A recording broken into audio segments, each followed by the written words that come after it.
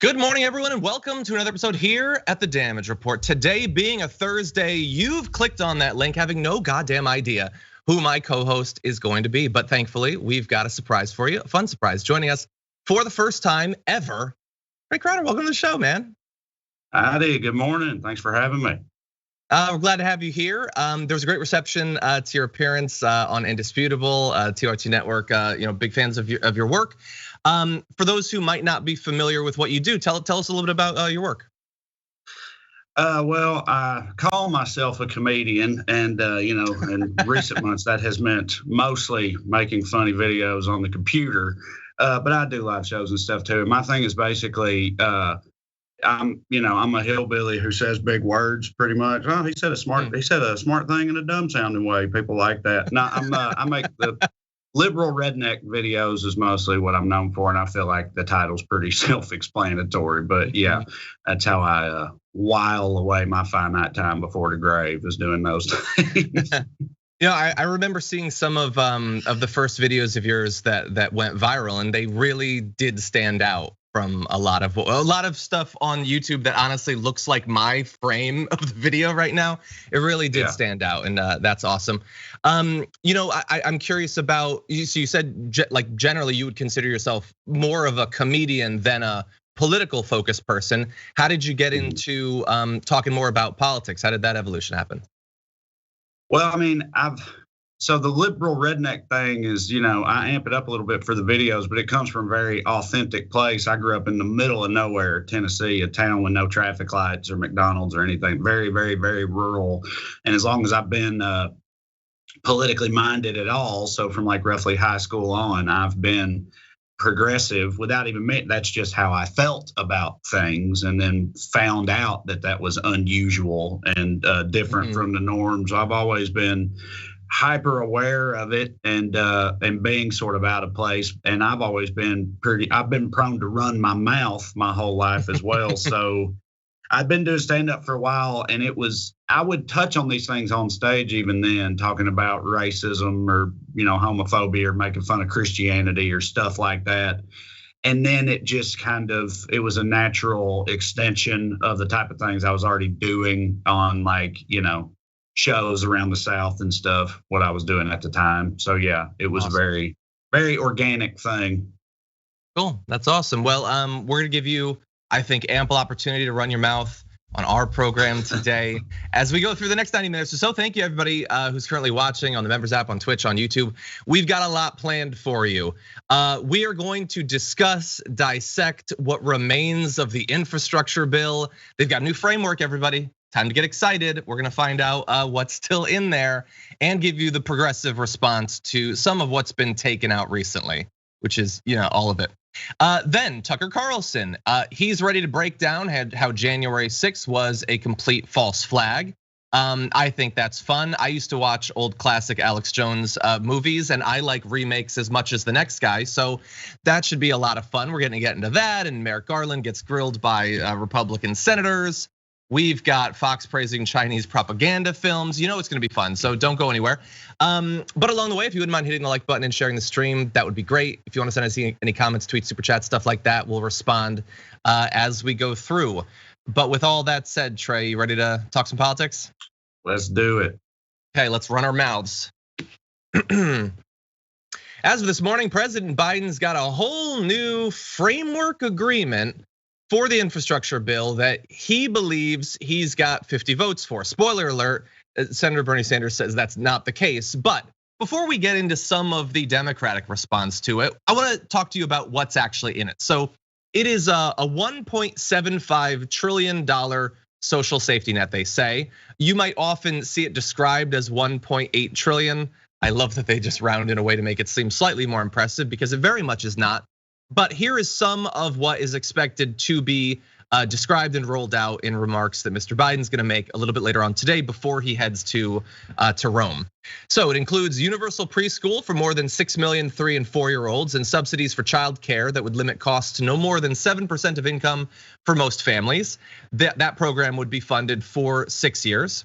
It also includes about $555 billion for programs to move Americans to electric vehicles and entice utilities away from natural gas and coal. this, if it passes in that way, would represent the largest federal investment in combating climate change. But I will also jump out in front of it and say that second part of it, enticing utilities to move away from coal, already was killed from the original bill. Joe Manchin owns exactly as many coal companies as he did a couple of weeks ago. So I'm not sure why they think in this new framework agreement it would pass. But those are a couple of good things. And we have a list of some more that we'll discuss. But Trae, this is the first that we're talking about any of this process that's now been stretching for months. So what do you think about where we've ended up in terms of what's still in the bill? I mean, I'm just super frustrated that we seem to be held hostage by just pretty much just two people from where I'm standing. You know what I mean? The manic pixie dream senator and like a personification of the company Stowe from the song 16 Tons. That's a real deep cut right there. But I'm talking about Joe Manchin. And it's just, and obviously they represent their own moneyed interest, and it's so transparent, and they don't seem to care that it's transparent because they don't have to care, and they're not beholden to any of their actual constituents or what the people want at all, and none of that matters. And I just find it all extremely disheartening. I don't know what else to say about it. Of course, they've whittled it away, and they'll continue doing that until it's like functionally irrelevant at the end of the day, if anything ever even passes at all. I'm not brimming with hope if I haven't made that apparent already, but it's just a real shame. That's what I think. Yeah, what you said there about it being like so blatant. That's really the thing that it's not like I expected that this thing was going to end up being awesome. I expected betrayals, like I was getting my back ready for the dagger and everything. But the fact that they don't even pretend like Joe Manchin, don't these rich people generally try to hide some of the things that they own? It was way too easy to find out exactly his economic interests here. Sinema won't even just talk to the protesters for 1 minute, Right. Like pretend that you're a representative in a functioning democracy, but they won't even give us that surface level thing. No, she seems like offended. She seems like she feels that she's the victim of her own constituents, like she's being victimized by people trying to hold her accountable, when she is supposed to represent them. She's infuriating. A very quick aside, I didn't know, maybe most people do already know this, but I found out only recently doing a thing for my Patreon where I reviews, I give Yelp reviews to politicians and stuff, and I did Kirsten Sinema, and I didn't know until that moment that she started out as extremely progressive, especially for the time. She was like a real firebrand progressive when she got started in the early aughts out there in Arizona. And I mean wild stuff, doing the equivalent of Jane Fonda from Vietnam stuff, but for the Afghanistan war at the time, first openly bisexual person and all this, and talking smack about the Lord and stuff. Things really close to my heart is what I'm saying. And I never knew that about her. And I think that makes it all the more disappointing where she has ended up, because, they can get to any of them eventually. They being the corporations and the money people and all that. You can be corrupted. Watching people who seemed so set being co-opted, I guess in the end, it's not that surprising. These people have a lot of money to buy people with, but it is disheartening, and it leads to a lot of suspicion that it will happen to other people, and we do have to be on the watch for that. I want to let you know some of what else is in the bill. So it includes $200 billion to extend an expanded tax credit for parents through 2022. I mean, sure, the tax credit is wildly popular. It did a great job in cutting a significant chunk out of childhood poverty. So for all of that, extend it for 1 year, and afterward, I'm sure the poverty won't come back. You got some money to extend, to reduce premiums for people covered through the ACA, money to help seniors trying to get in-home care, building 1 million affordable housing units. I mean, America is racked with a housing crisis of multiple facets right now. I feel like we could be putting more money and more attention into that, but that's what you get. And $40 billion for worker training and higher education, including, and this is maybe my favorite part of this entire thing, increasing annual Pell Grants by $550.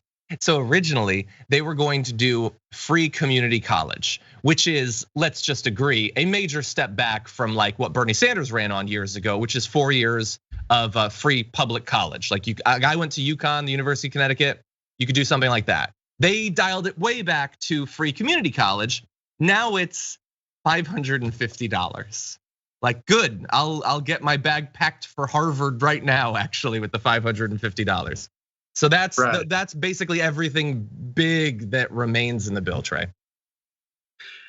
Yeah, I mean, the college one is a good example of illustrating like how diluted and watered down it has become, because like you said, because not only the way you framed it, but also keeping in mind at the same time how much more expensive college has gotten and continues to get, for everybody during that time, and it just keeps getting whittled away further and further. And yeah, $550, that will that buy you like 3 books? I don't even know if kids still use books. Is it like digital? I don't even know what they do anymore. But I guarantee you it's still a racket though, because I remember when I was in college, the books were outrageous. $550 probably won't even get you a semester's worth of just the textbooks they require you to have. The ones where your professor has written their own book and forces you to buy it and all that type of fun stuff that goes on in college. But yeah, it's not enough. Yeah, no, totally. I mean, I remember it's been a while since I was buying college books, but yeah, the books were $100, $200 for some of these. I was briefly an engineering student. You can see how well that went. And yeah, it was a couple $100. And if they're digital, I don't know, but I guarantee they're the exact same price. More likely, you probably buy the book, and the book has a code for some digital thing. That way, they can change it every single year and get you to buy new ones. I would assume. But anyway, $550 is not going to get you through college. Will it keep up with like inflation and education costs over the next couple of years? I don't even know if it'll do that. But we also have some inclusions for revenue. Apparently, Joe Manchin and Kirsten Sinema, everybody's got to sleep a little bit, so they were able to sneak through a little bit. So it includes supposedly, and remember, this hasn't passed yet, but it includes a 15% minimum tax on the reported profits of large corporations. We can definitely debate that number, but I like that it's on the reported profits, because obviously there's an incentive for corporations to go to their board and to their shareholders and be like, we made a ton of money. And then when they actually file their taxes, they're like, well, maybe it wasn't so big. Now it's on what you actually report. So it should be more accurate. Efforts to reduce profit shifting, a 1% tax on corporate stock buybacks. That is so minimal. Increased enforcement for large corporations and the wealthy at the IRS, something Ro Khanna was pushing for a while back, and an additional 5% tax on incomes exceeding 10 million a year and 3% on incomes above 25 million. Now, all of these are much smaller than what was initially being talked about. But my question for you, Trae, is there's a little bit of corporate tax there, and there's a little bit of tax on the wealthy. Why would Manchin and Sinema let those through now when they stopped them in the first go round? Yeah, I don't know, other than it comes down to like if they are ultimately willing to compromise at all, that they have a point that they're previous that they've agreed upon reaching amongst themselves or something. But I agree with you. I don't know why they would go about doing that. And also, the one about increased enforcement for large corporations and the wealthy seems like arguably the most important one to me, because I've been thinking lately about like the Pandora Papers and all that stuff and all the reports of just what the ultra wealthy all around the world can and do with their money to avoid paying any taxes on it. And it's like, it's hard to even wrap your brain around it if you're just a simple peon like myself, because they have legions of accountants that do nothing but hide their money in shell companies inside of shell companies and all that stuff. They find any way they can to get around this stuff in the first place. So, it's all kind of, until that gets sort of sewn up better, the rest of it seems less important to me anyway, until we find a way to actually make them do it. Yeah, no, and I'm glad that you pointed that out. I totally agree. I'm glad that there are some people that have been pushing for it. I don't know if you feel the same way, but it's one of those things that I agree with, and because I'm not a straight news person. I let people know what I want, and I try to persuade them to support the same thing. It's one of the weirdest things to try to persuade people on, because we sort of just grow up hearing like the IRS is bad. So why would you want more IRS, more enforcement? But it's one of those things where like they've been very successful in collapsing every class distinction into just the IRS is bad for everyone, but it's not really. Like, if you're making a regular working class salary, the IRS matters to you much less than it does to a wealthy person who has those legions of accountants you were talking about, and they have their tricks and their shell corporations and all that stuff. So you need to convince people to support something that they've been propagandized against, because it's one of the most important things for making sure that the minimal tax laws that we have on the books are actually enforced.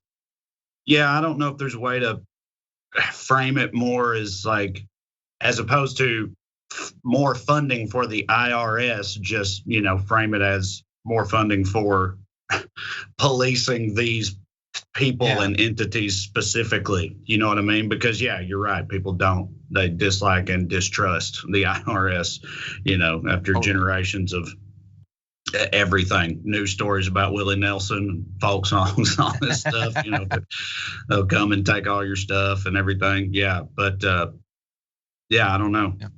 Yeah. Well, look, there is a response to all of these recent developments from progressives in Congress, progressive senators. So we're gonna give that to you in just a little bit. We are gonna take our first break though. When we come back, we'll have that. We'll also likely have Tucker Carlson. Fox News is giving him a special, which is great because Tucker really doesn't get much airtime on Fox. It's good that they found a special time that they can focus on him. We'll have all that for you and more after this.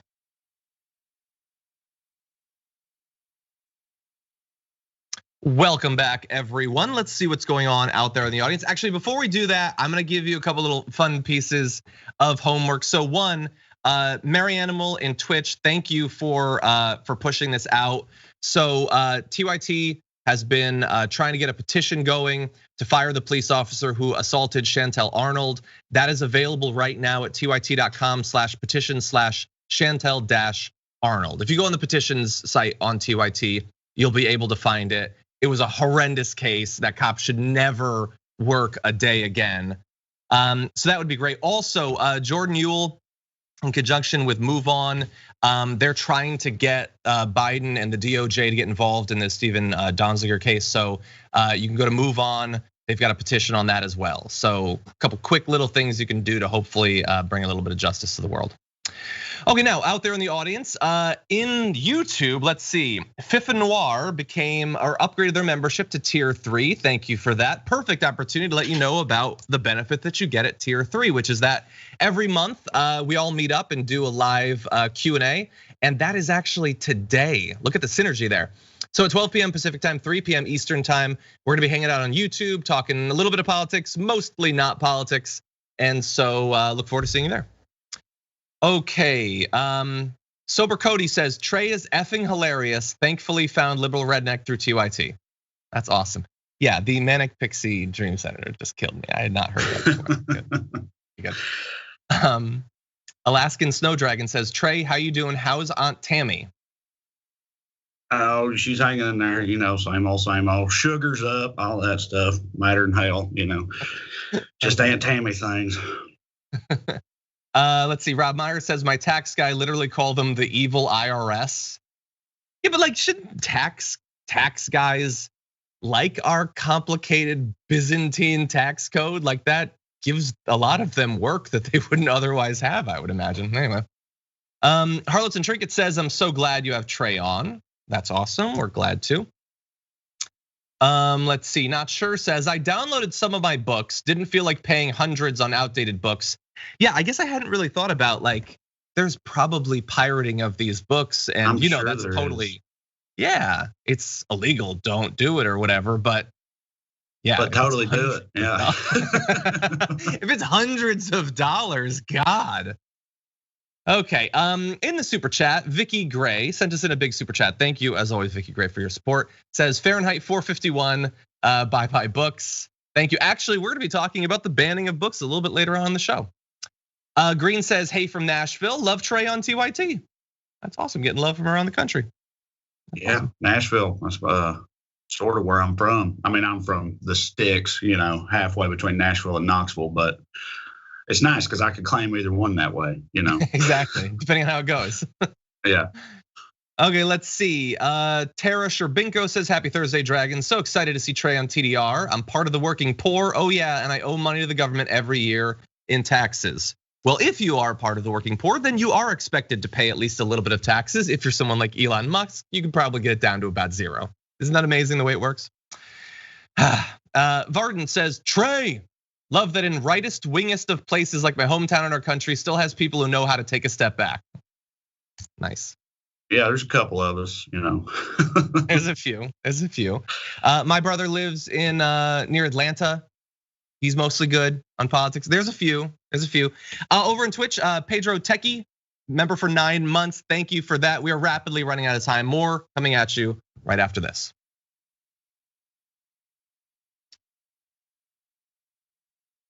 Okay, everybody. I know what you all crave. You crave more talk about the infrastructure bill. Well, don't worry. We're about to make it a little bit spicy. Let's jump into this video. And the only sort of rationale that I've heard from Manchin is this quote unquote entitlement mentality. He seems to be regurgitating talking points from the 1980s when we are existing within a 21st century multiracial democracy that's going through a climate crisis and trying to recover from COVID. Building back better is building back better for all people, including poor people, people of color, and those who are trying to start families. So there you have Representative Jamal Bowman on CNN last night talking about Joe Manchin being one of the main forces for stripping paid leave out of the infrastructure bill. Just to be clear, not no longer 12 weeks as they had talked about, and then it became 4 weeks. No paid leave whatsoever. But don't worry, they are talking about a plan for paid leave where you get to pay into it and then take the money out. Love when they have programs like that. That's always how their programs that benefit billionaires work. The billionaires need to pay into it and then they get the money back or whatever. But anyway, I love his point there about Manchin and his 80s talking points. I think he could have gone a little bit harder. This is effectively Joe Manchin's welfare queen's point. You all are entitled. Now you think you should be able to bond with your kid for a couple days before we throw you back in the mine. And yet, without having anything more nuanced or sophisticated than those talking points, Manchin appears to have won on that topic. Paid leave appears to be out. And that seems super consequential. It's not the only thing that's been taken out, but it's one of the biggest parts, I think. Trae, what do you think? Yeah, I just hate how we just can't get anything. You know what I mean? It's like you're entitled if you want any kind of, basic human decency allocated to your working experience in this country. It's like they act like it's totally unreasonable to even request it. Like everything, the wheels will just come off if people get any paid leave, as though there aren't all kinds of other countries in the Western world that do that and much more that are doing just fine and arguably better than us, and it's and so many people just go along with these arguments and act like it makes you lazy and entitled to just want to be treated a little bit better. And they get so red in the face and upset at the notion of giving any kind of ground whatsoever. And, it's all very shameless as well. There's no, like as we were saying earlier, they're very transparent about it, I feel like, and just seem to have no shame whatsoever about the way they feel about these things. Yeah, and no, you're totally right. Like compared to basically every other, as Bernie would say, advanced country, we get nothing. And look, if you poll people about paid leave, majority is supportive of it, obviously. Generally more supportive for maternity leave than paternity leave. We've apparently bought into what sitcoms have told us that dads are pointless, so why have them around? But it just bothers me so much that on this topic, there do seem to be some people who accept that why would you ever get time off? Like we have been so ground down as a people to expect basically nothing from our employers, no material improvement in our lives. And I see it coming from a lot of different corners. So you got Joe Manchin saying his entitlement stuff. And look, we've been called lazy so many times that most of us believe it. You got people like Tucker Carlson mocking, Pete Buttigieg, why would a guy ever take leave? But then you even have like Joe Rogan yesterday he thought it was ridiculous that a dad would take time off. And obviously a lot of his listeners are working class guys who are being indoctrinated to believe that you don't deserve that time. It's weird if you take that time. Why don't we expect more? Why don't, like, we, 175 years ago, had big labor movement. We eventually got a weekend. We stopped making kids mine coal and everything. And then pretty much at that point, we decided things should never, ever get any better. And I just don't understand why we don't have higher expectations for ourselves or for our country. Yeah, I think the paternity leave thing, I think there's a whole lot of bros.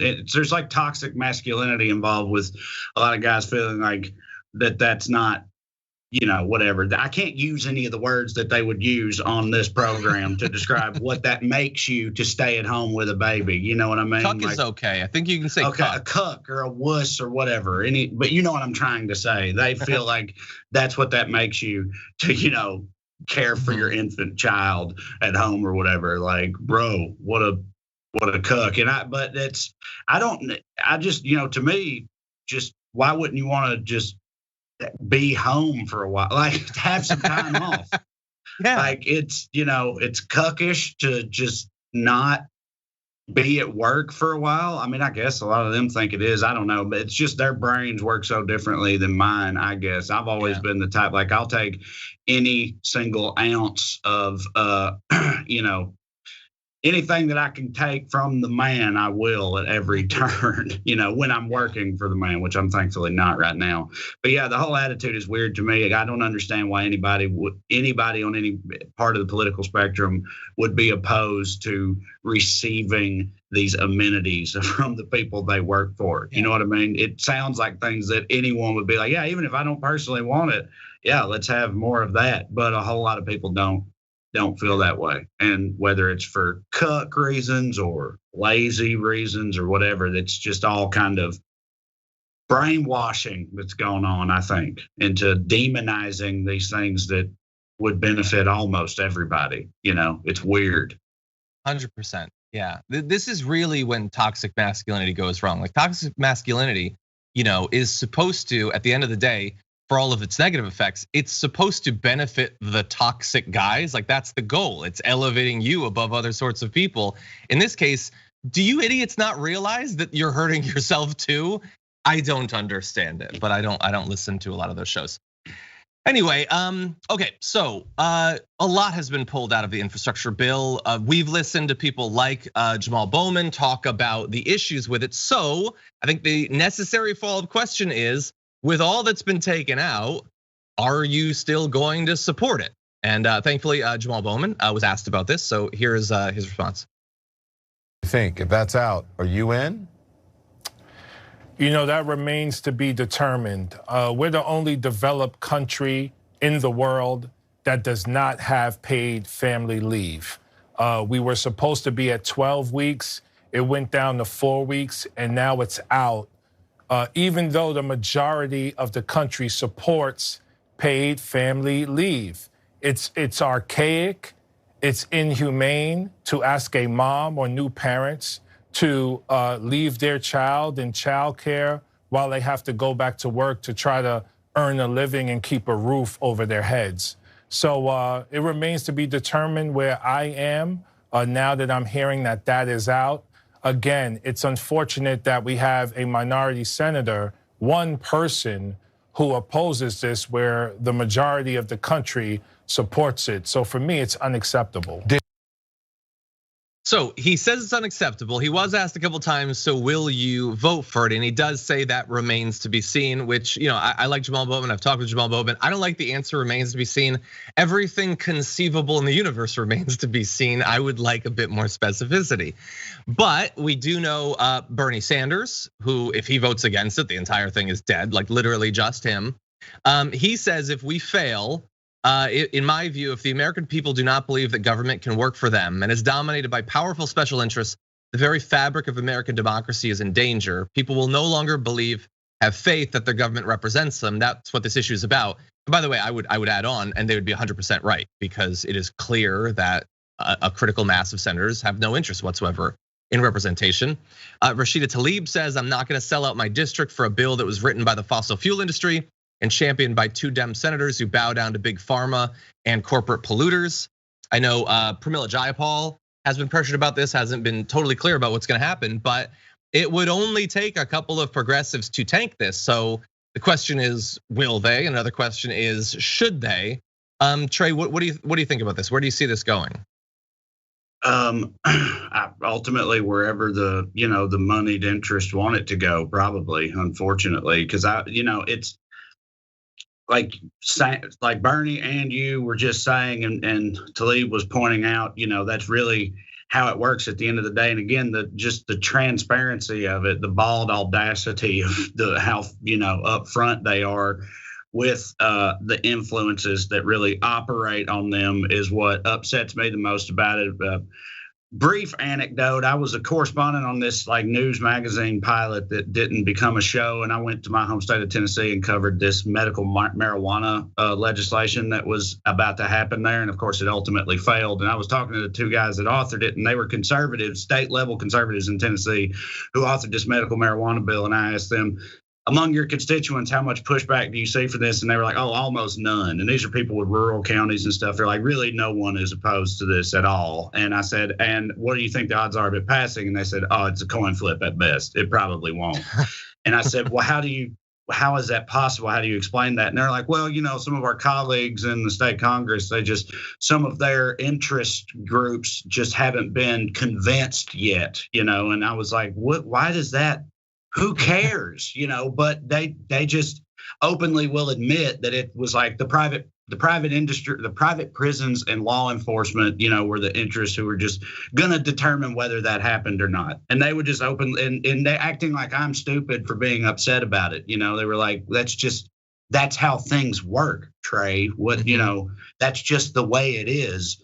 And that is just the way it is, and and it makes me furious, and it's very, again, discouraging and upsetting, but that's just where we're at. That's why I think the number one thing ultimately, and I don't know how we do it considering the way that everything works right now, is to get the money out of American politics as much as possible, because that's the whole and entire reason that we're even talking about any of this right now, is because of them. So yeah, again, if you can't tell, I'm not super hopeful right now, but I'd like to see things, get better and clean up, but we'll see. Yeah, no, you're totally right. And there really are, there's different levels of, I don't know if ignorance is the right word, but it's one level to not understand the way that things are. It's another level to understand and not be bothered anymore by the way things are. Yeah. And to not use the platform you have if you're in the media to make it clear. And we're gonna have an example of that in just a little bit with a tweet from Casey Hunt. I get that this is how it is. I also think it shouldn't be the way that it is, and we can do something socially in terms of media to stop that. And look, they can vote against it. They could also threaten to vote against it, and I would say could have been doing that more along the way. But I will also remind people that what I've been saying from the very beginning in this is you have these two bills, and you have the quote unquote moderates, I hate that term, who like one and don't like the other. You have progressives who like the other one, but not the first one. And in theory, either side could tank the entire thing, but that has never, ever been an even playing field, because the progressives really want the one to be good and are willing to accept the other. The so-called moderates are perfectly fine with the government literally never doing anything ever. Manchin Cinema are not gonna bawl themselves to sleep if the bipartisan one ends up not passing. So that's one of the political handicaps that we've dealt with from the very beginning of this. But I also feel free. The dynamic with the progressive caucus and the moderates and everything and what's going on there. I mean, I want the progressives to continue to hold the line as much as possible, because what else are they supposed to do? And in my opinion, it feels like their only option. But I mean, having said that, of course, if where that ends up going is that just nothing happens, then that's a victory for the moderates as well, because of what you just said. It's so fun. It's always been wild to me how many Congress people we have on both sides who seem to be totally unaware of the fact that they are ostensibly lawmakers, that is their job, is to do stuff, because man, they hate doing stuff. Like, they'll go out of their way to avoid doing anything. My default assumption is always, with any kind of congressional proceedings, that the ultimate result of it will be pretty much nothing. So, we'll see what happens. But I mean, they have to keep, like I said, they need to take and maintain a stand for sure. So I don't know how it's going to go. And by the way, so we have someone started a Twitch poll: should progressives kill the bill? And yes has an unambiguous 100% of the vote, which is fine, and it would send a signal. But one thing, and I'm paraphrasing, he can respond if he thinks that I'm misconstruing what he said. But one disagreement I have with Cenk is that killing it would send a strong signal to the moderates. But again, I would say, will it if they don't care? Like, no, it's not like they'll learn. Yeah. I mean, and by the way, same way about it. Yeah, that is a terrible position for us to be in. It's like it's a feeling of powerlessness, and I hate being the one to point out how powerless we can be. But the people who defend the status quo, by their very nature, don't have much that they need, because the status quo is working fine for them. Yeah. Okay, well, maybe tomorrow we'll get into this this media stuff, because no matter what happens, the progressives are definitely going to get blamed for it. That's going to be fun. But with the time that we have, why don't we jump into this next topic?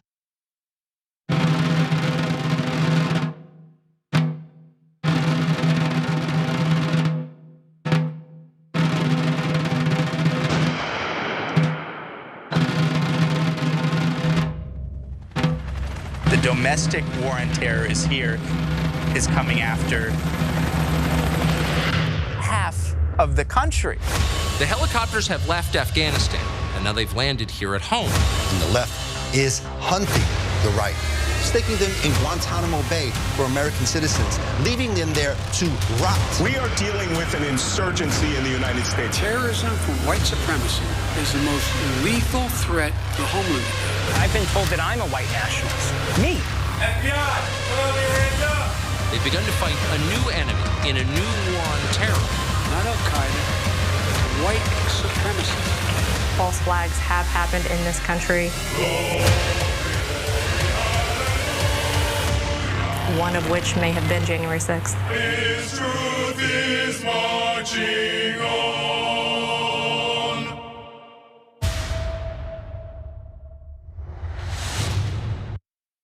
Okay, so that was simultaneously one of the craziest things that I've ever seen on the mainstream media, and very run of the mill for Alex Jones. That is like every promo for Alex Jones that I've ever seen, but that was not on InfoWars. That is going to be on Fox News. Tucker Carlson is going to interview Ali Alexander, who did the Stop the Steal thing, who hangs out with right-wing militia members and stuff like that. They called it a false flag. They used footage of Osama bin Laden. They said they're gonna send conservatives to Guantanamo Bay and waterboard them. Waterboarding apparently has now become a bad thing. Fox has never felt that before. They're sending out the helicopters against American citizens. They were fine with it when they were buzzing the protesters in DC just 2 years ago, but now it's a problem. Anyway, Trae, like, I don't know how much you pay attention or care indeed what Tucker Carlson gets up to, or Fox News, but that seems pretty crazy. Yeah, all right. So, you got like a rundown of this show. You guys give it to me, so I sort of know what we're going to be talking about. The Tucker Carlson thing was added this morning. I'm sorry to get inside baseball here, but the point is, I had not watched that yet until just now when you played it. And I'm really upset by that. That was way more hardcore and worse than I thought it was going to be. You're right; it's par for the course for like Alex Jones, but it's a different context. I mean, of course I know that Fox News is terrible, but that's taken. I mean, they just baldly state at the end of it, straight up, that January 6th was a false flag. I mean, that's a lot. And the only thing, right now, I'm still like in my head, trying to like somehow deal with what I feel like that says about so many people in this country who watch Fox News, and it's like, well, they probably, most of them already believe all that anyway, but that's also very scary that they don't need to be, that this is pandering as opposed to like, influencing. You know what I mean? Like the difference, like that they're like not turning anybody with this. They're just pandering to what they already think. Sure. That's terrifying too, because that stuff is crazy. Like it all just gets crazier and crazier. The crazy never backpedals at all for a second. We just keep going down the same crazy path. And I don't know what kind of pot of radioactive gold is at the end of it, but I guess we're going to find out eventually. I don't know. I didn't like that. No, I didn't either. Here's some more inside baseball for you. I didn't watch it beforehand either for a combination of two reasons. One, a little bit of laziness. Two, I like to give my raw reaction. That was 75% crazier than I thought it was going to be. It's called Patriot Purge. When you hear the word purge, what do you think of in recent years? Yeah, the dude on the horse with a grenade launcher and a mask on or whatever. I don't watch those movies, but yes, and that guy on the horse with the grenade launcher, definitely a Bernie supporter.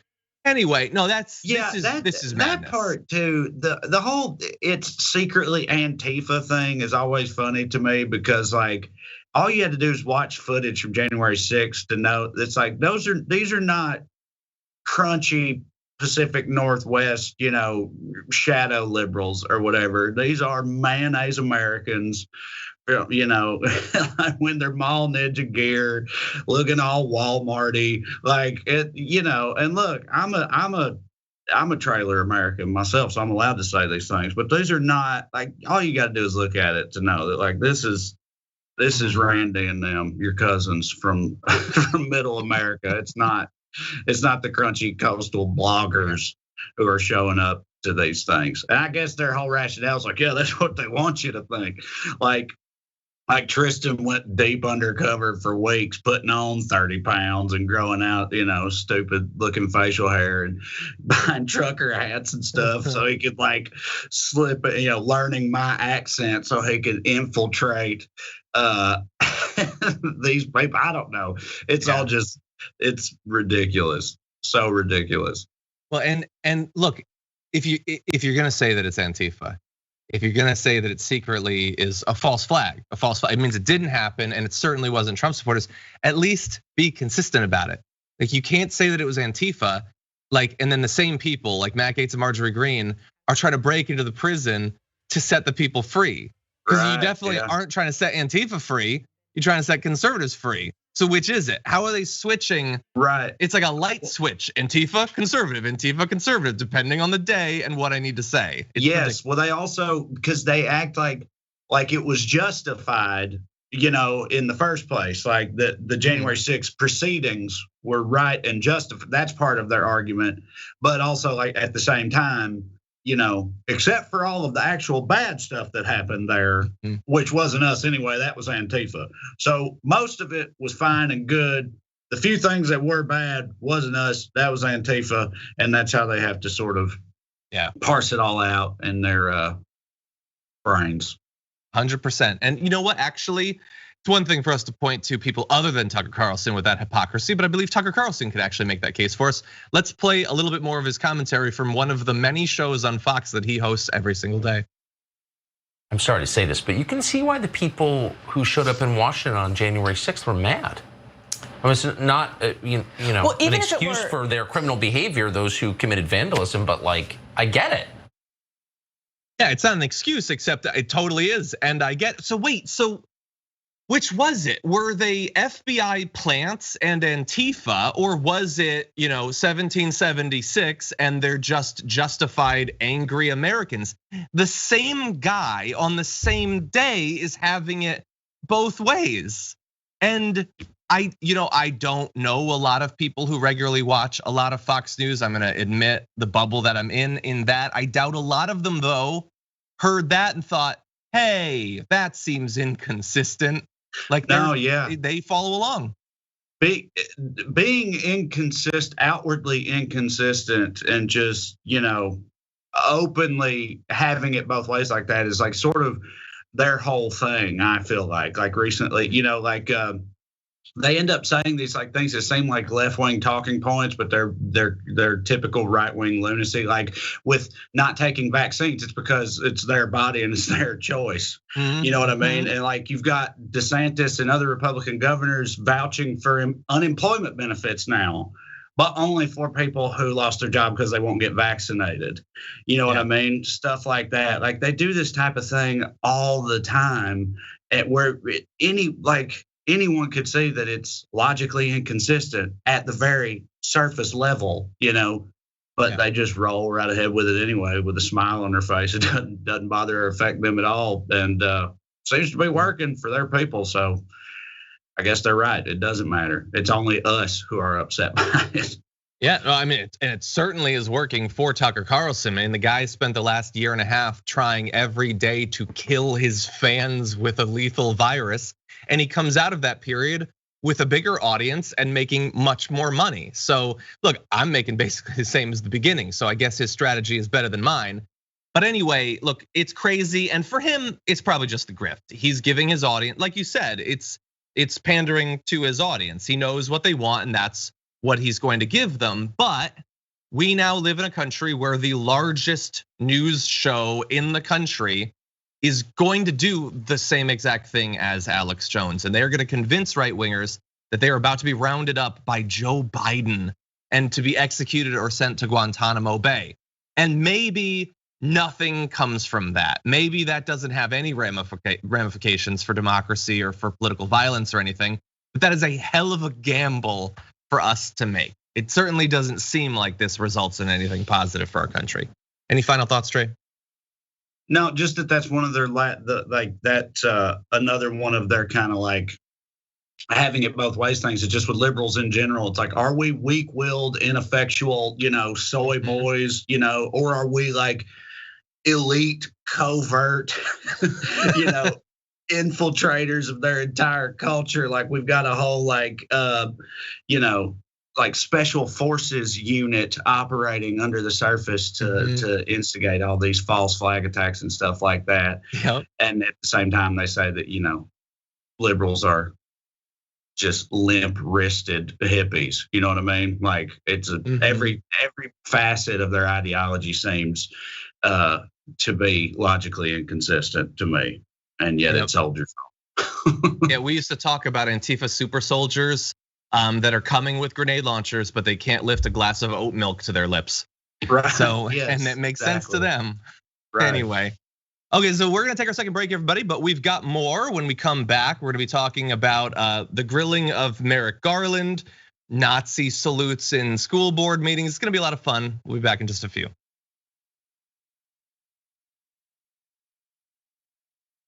Okay, everybody, there are a lot of comments from you, and I'm gonna try to get through as many as I can. So Nathan Ackerman has been a tier 1 member on YouTube for 10 months, has been listening to Trae for years. So happy he's here. Great to see you too, John. Love TDR in the mornings. Also requesting to be Ganymede Dragon, request approved. Trae, our fans call themselves the Dragon Squad, and each member has their own name that sort of reflects some facet of their personality. Actually, we just got a super chat literally right now from Virginia Thomas, aka Ice Dragon, who says, "Can Trae be Redneck Dragon?" So anyway, we'll talk about that. Yeah, fire away. Okay. Let's see. Steve Cotton, tier 1 member, also for 10 months, says, "Hey Trae from out past Bucksnort, that Tucker promo was a special kind of stupid, made just for his mouth breathing audience. He is a blight himself."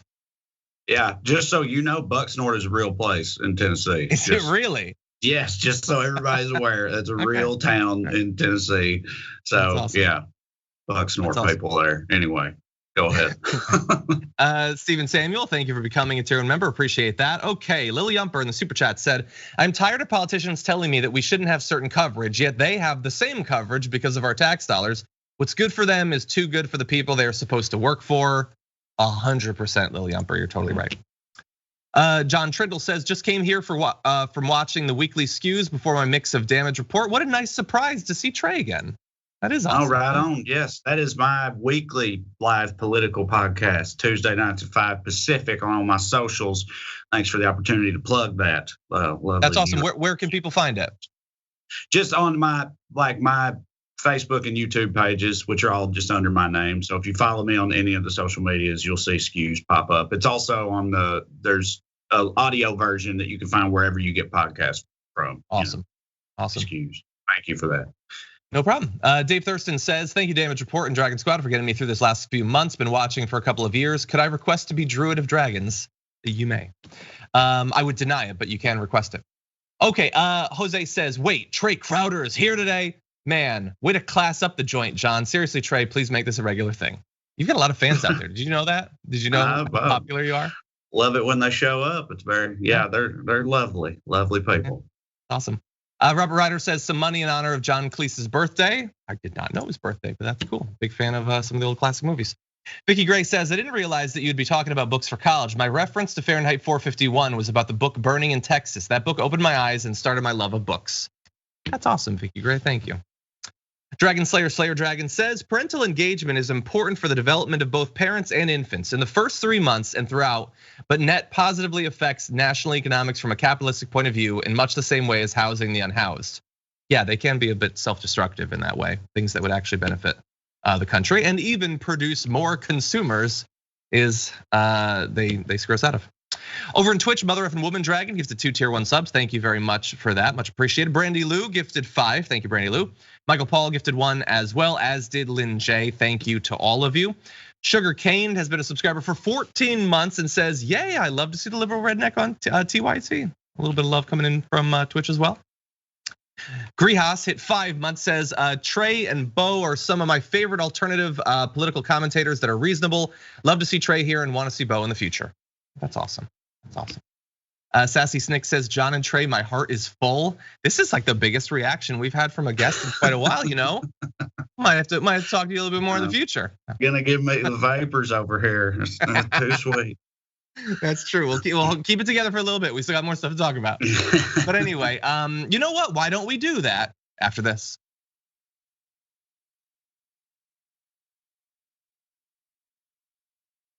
Okay, but before we get back into the news, I do want to let you know about a few things going on here at the TYT Network, including if you are one of the people who watch our live show of TDR at youtube.com/theyoungturks, then I am talking to you. Starting November 1st, you're not gonna be able to do that anymore. The multicast of our show is going to be ending, but you can still watch, and I would love it if you would.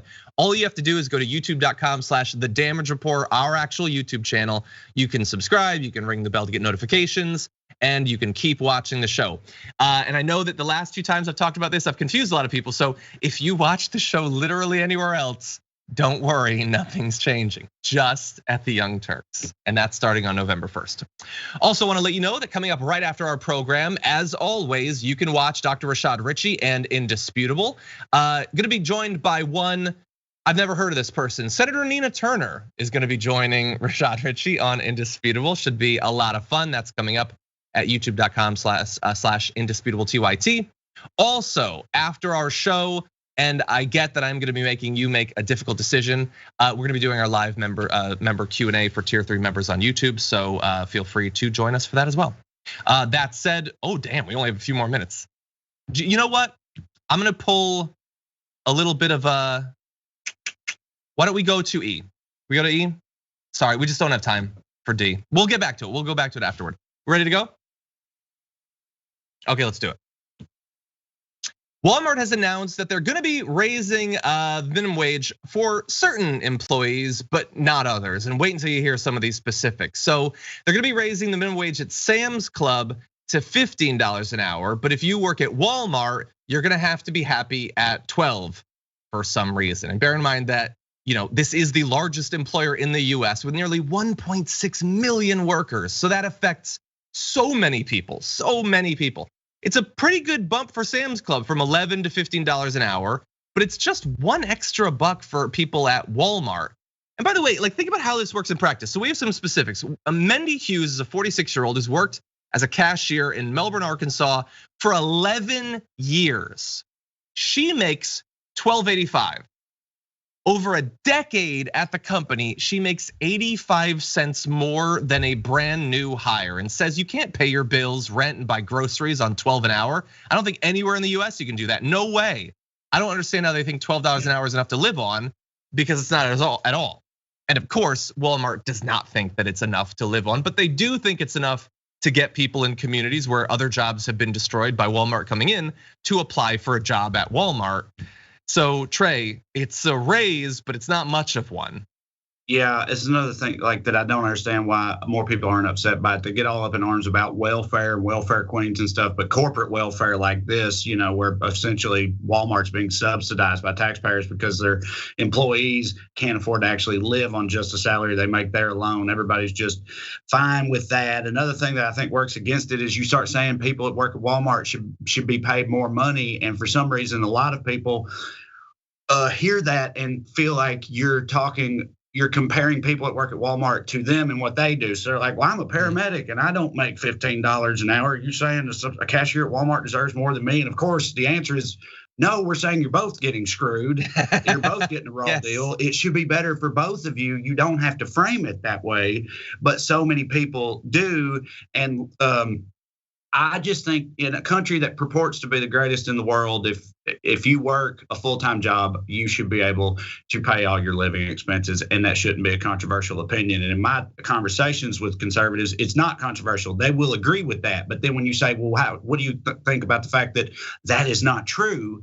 Typically, anecdotally, they will bring up like, well, I'd like to see what these people are spending their money on. Like it always goes to like laziness and irresponsibility. They assume that they're foregoing fixing their brakes or something so they can get drunk instead, things like that, which of course that's not how anyone is for the most part. But it's all these like false narratives that persist that work against movements like this one, and it drives me crazy.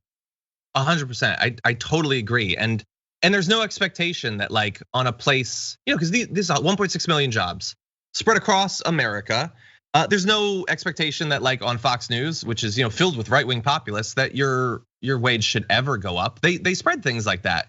Like you said, what do they spend their money on? Are they buying alcohol? Or Bill O'Reilly for years would say, how poor can you be if you have a microwave?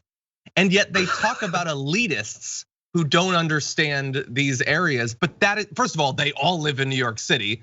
And yet the coastal elitists who are presumably libs don't understand these people. These people who can't be poor because they have a TV. They can't be poor because they can freeze their food temporarily. It's insane and it's insulting, and this is not nearly enough. If you work at Walmart, if you work at anywhere, there is a political movement that wants your conditions to improve. You just need to actually look for it. Unfortunately, that is all the time we have for our first hour. If you've been watching on our linear platform, thank you so much for watching. If you're on Twitch or YouTube though, we do have more news for you. We're gonna take a short break, but just a few minutes. We'll be back after this.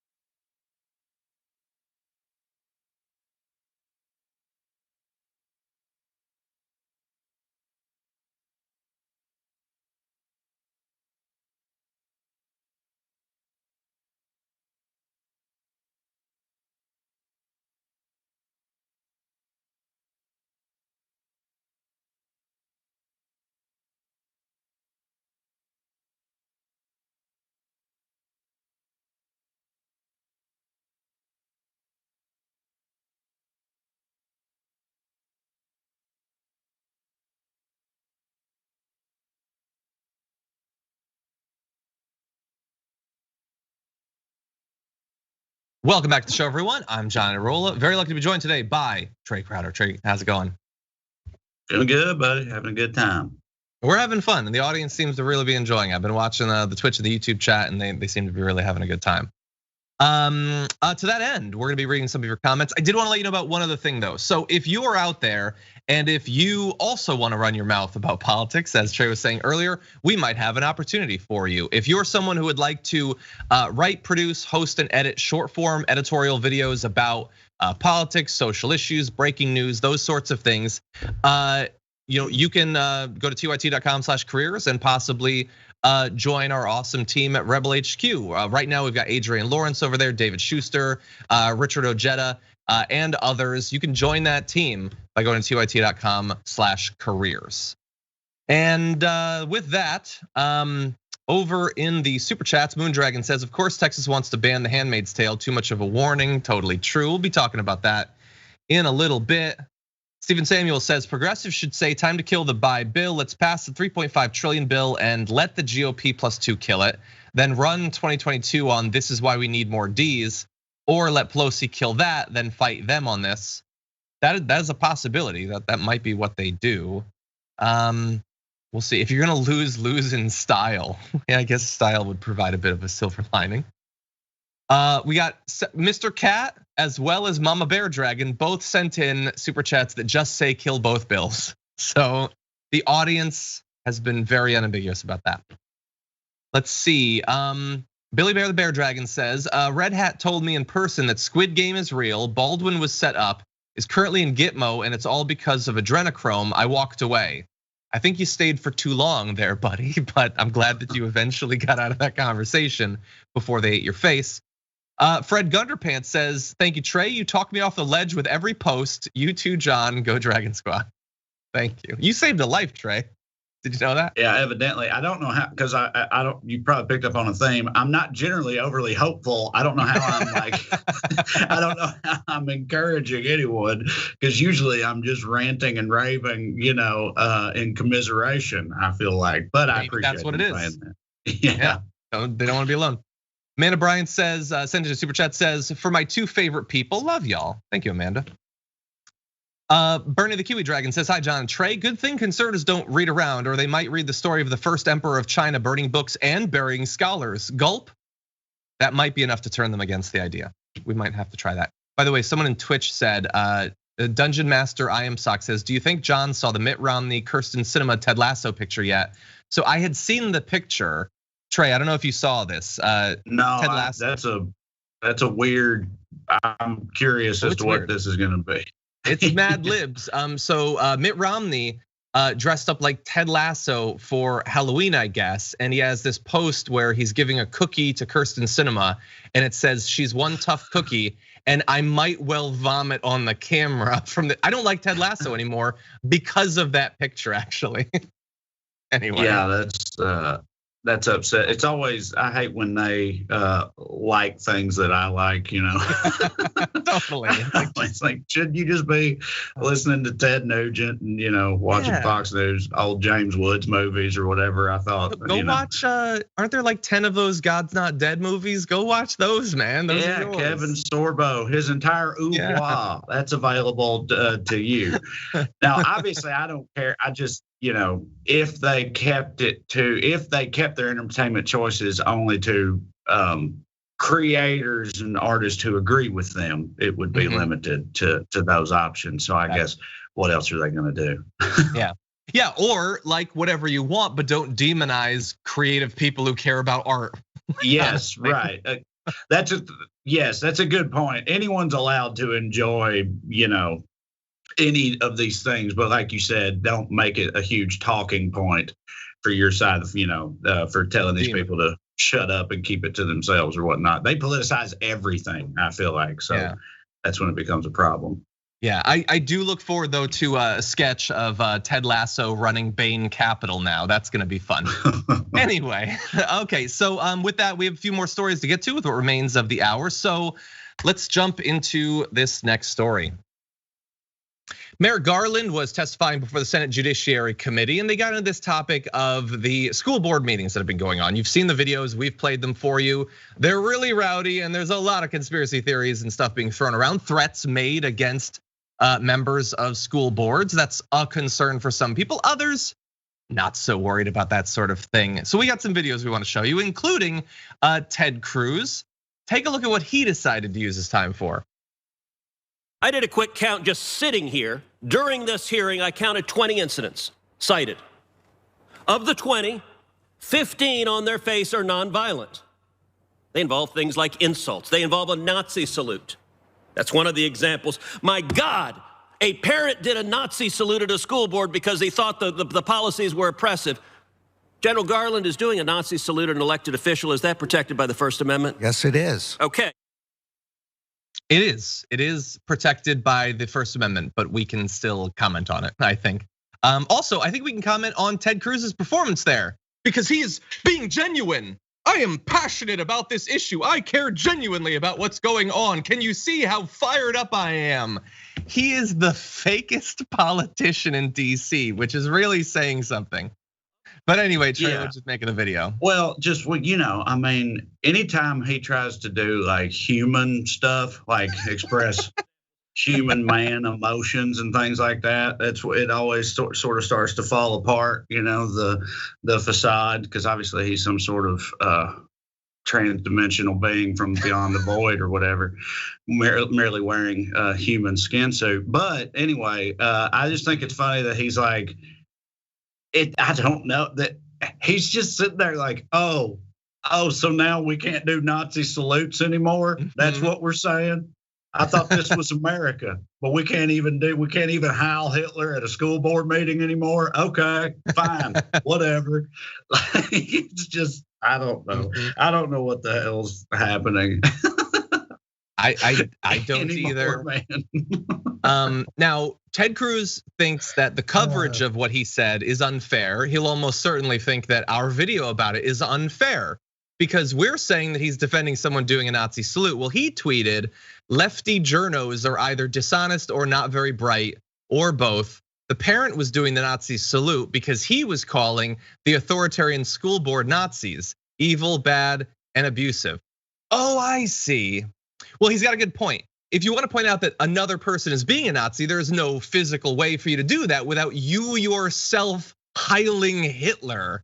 What a weird thing. Like, I've always found it fairly simple to call someone with a Nazi or to call someone a racist without me literally saying the N-word while doing it. You don't have to demonstrate the thing that you're accusing them of. It is a very weird thing to be in a crowded room and do a Nazi salute for literally any reason, and I shouldn't need to explain that to people, let alone to a United States senator. I'm only just now remembering that I put out a video last week where I called Madison Cawthorn Heil on wheels, so I don't know if I should. But I mean, he's like, I'm pretty sure he is a Nazi. It's it's a little different because the school board people, that's the other thing that's like, that is still crazy. Like him reframing it like that, as though it's all a big misunderstanding, doesn't do anything for me, because to suggest that school boards who want to ensure that your children have the most basic of precautionary measures in place in the middle of a global pandemic are Nazis is still crazy. It's like, it's protected by your First Amendment rights, and I'm not arguing to the contrary. But like you said, we can still comment on it, and him acting like we're being ridiculous for saying that's ridiculous. It's just ridiculousness all the way down, It is, and by the way, we know over the past few years, like we constantly are told to, like, we're supposed to be civil. Why are you like yelling at politicians? Why are you doing these protests and everything? Why won't you be civil? You approached Tucker Carlson in a Bass Pro Shop. Why are you being so uncivil about it? Well, okay, I think that the Nazi thing's kind of uncivil. It's legal, it's constitutional, but we also get to ask, is it rational?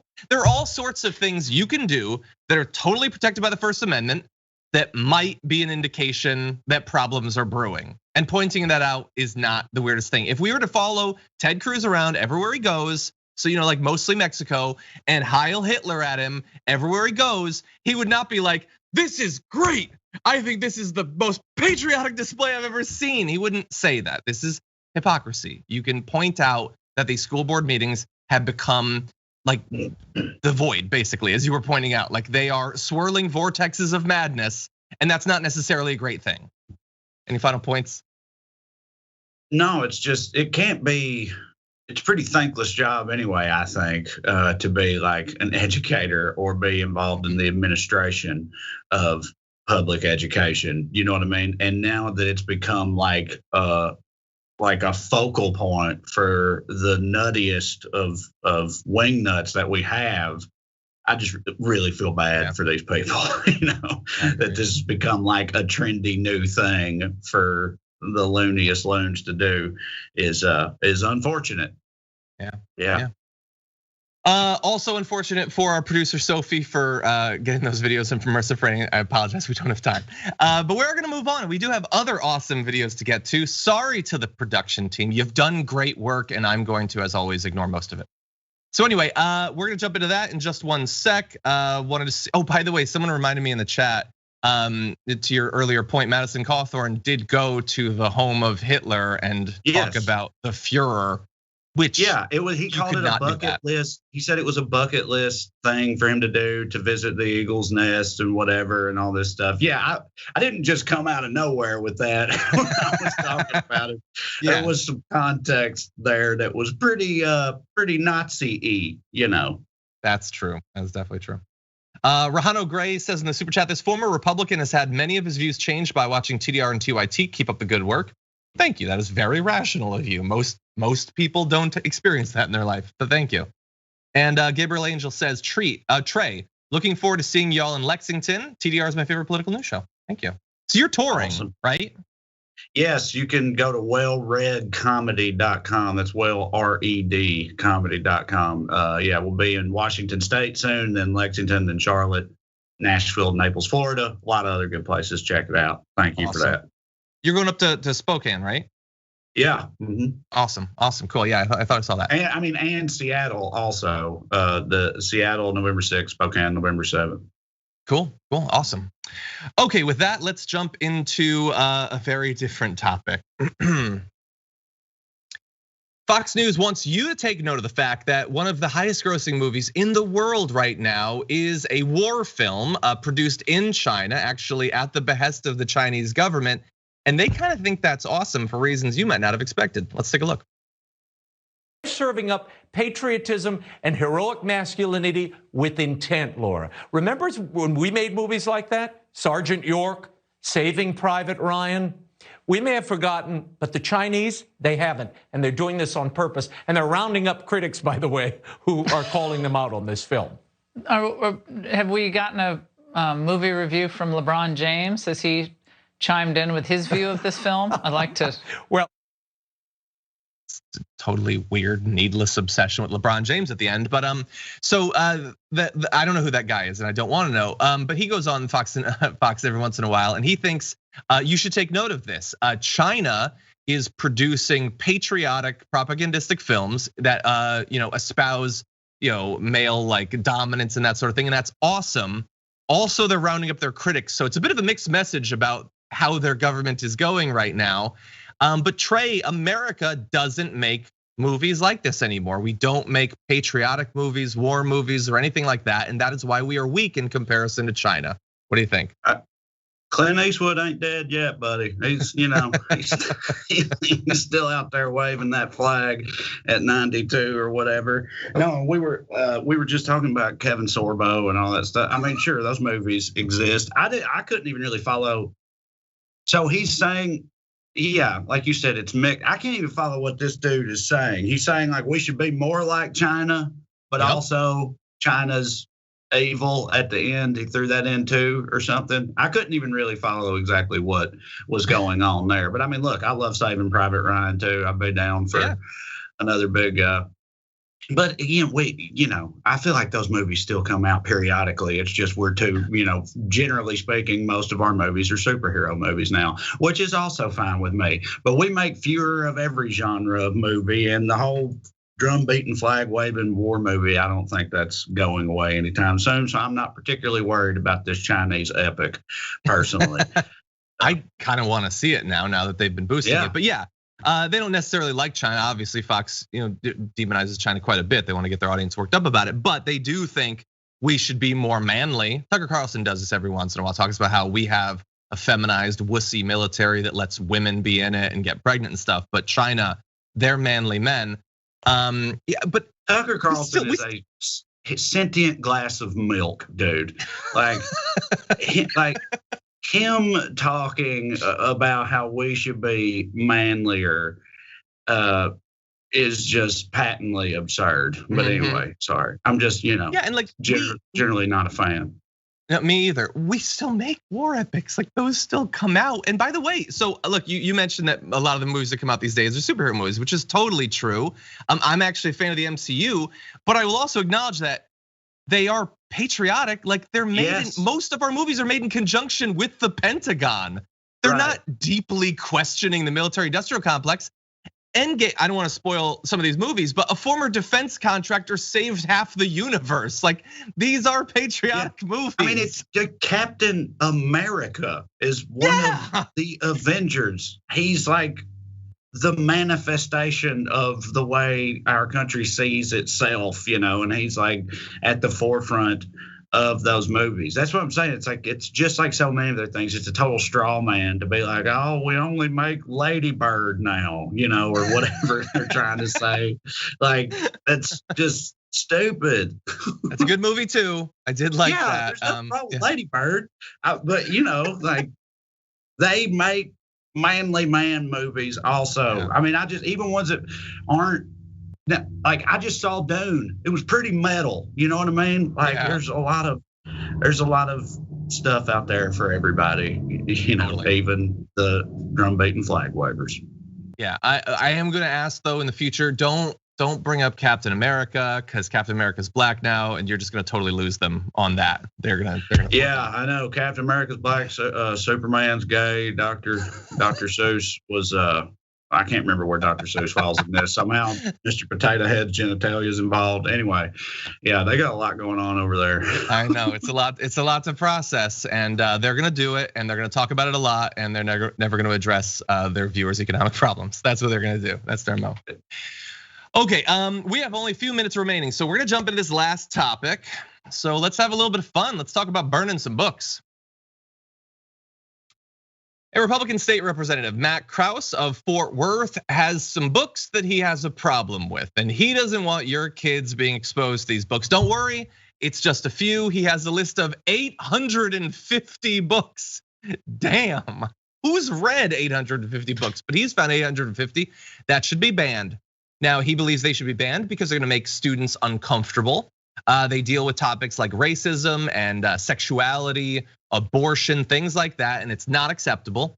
So he sent a letter to the Deputy Commissioner of School Programs at the Texas Education Agency. We're not gonna read the whole thing, but he says, I want you to identify how many copies of each of these books you have, how you spent money on them, how much you spent, and if there's any other books that have to deal with stuff as broad as human sexuality, sexually transmitted diseases, HIV, AIDS, sexually explicit images, graphic presentations of sexual behavior, a whole bunch of other stuff. You need to go through your entire library and let me know about those things because they're not acceptable. They could cause students, quote, guilt, anguish, or other psychological distress because of their race or sex, or convey that a student by virtue of their race or sex is inherently racist, sexist, or oppressive, whether consciously or unconsciously, which by the way, there are books that are about race and about sex. How many books are the message of them, the theme is you're inherently bad because of race or sex? That doesn't actually exist. That's not what this is about. This is about weeding out books that they don't like. Books from people like black writers like Ta-Nehisi Coates, Mickey Kendall. You have books like LGBT Families or The Underground Guide to Teenage Sexuality. The book Beloved was brought up recently in a Virginia race. So Republicans, in their quest to create safe spaces for white students, are going to do some cancel culture on a list of damn near 1,000 books. Trae, what do you think about this? I mean, yeah, just talking about burning books and canceling books with a straight face is wild to me too, because it's like, just a universally recognized hallmark of an authoritarian regime and whatnot, and just they're just totally openly down with it, which is pretty wild on its face. But also not, I don't want to get into a whole as a father thing, although that's exactly what I'm about to do. I have children too, and they're 8 and 9. And see, I grew up in poverty in rural Tennessee, drug addiction in my family, mom was in prison, all this type of stuff or whatever. Now I live in Southern California in the San Fernando Valley in like Elysium, as far as I'm concerned. And this is where my sons are growing up. And I want to, and I don't, I grapple with this all the time. I want to just grab them and shake them and be like, the world is not like this. You know what I mean? Like, you don't understand how like privileged and soft and easy all this is. This is not real.